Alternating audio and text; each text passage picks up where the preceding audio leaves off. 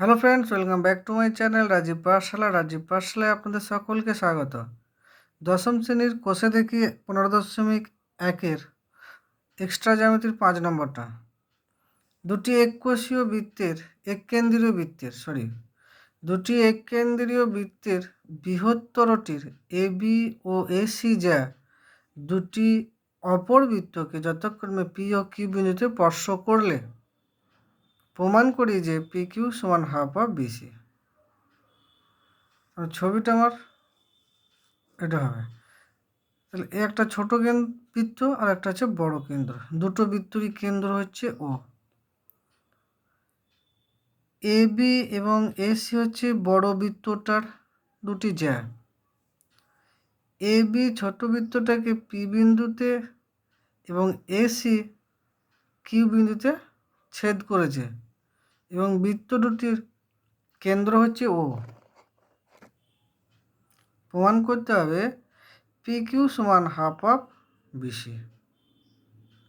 এর জন্য অঙ্কন গিয়েছে ওপি এবং ও কিউ, এই দুটো আমরা যুক্ত করলাম।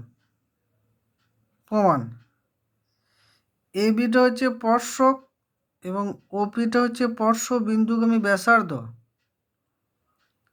তাহলে আমার ওপি লম্ব এ বি, তাহলে পি বিন্দু হচ্ছে এ বি বিন্দু, এ বি সরলরেখা বা এ বি জ্যায়ের মধ্যবিন্দু।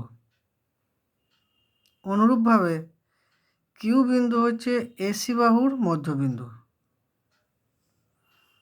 তাহলে এ বি সি এটা একটা ত্রিভুজ। এই ত্রিভুজটার এ বি এবং এসি দুটো বাহু আর হচ্ছে বিসি এটা 3 নম্বর বাহু। তাহলে কোনো ত্রিভুজের দুটি বাহুর মধ্যবিন্দুর সংযোজক সরলরেখা, তাহলে এবিসি ত্রিভুজের এ বি এবং এসি দুটি বাহু, এ বি বাহুর মধ্যবিন্দু পি এবং এসি বাহুর মধ্যবিন্দু কিউ, এদের সংযোজক সরলরেখা হচ্ছে পি কিউ। অপর বাহুর সমান্তরাল, অর্থাৎ পি কিউটা বিসির সমান্তরাল।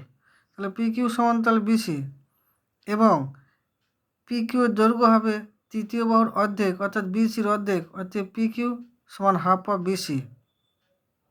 তাহলে পি কিউ সমান হাফ অফ বিসি প্রমাণিত। তাহলে প্রমাণটা আমরা আবার দেখে নিই।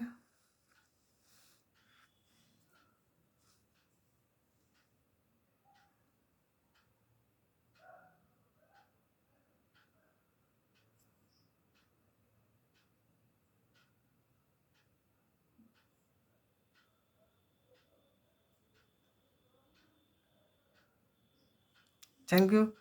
ভিডিওটি ভালো লাগলে লাইক শেয়ার করবেন এবং চ্যানেলটি সাবস্ক্রাইব করে পাশে থাকবেন।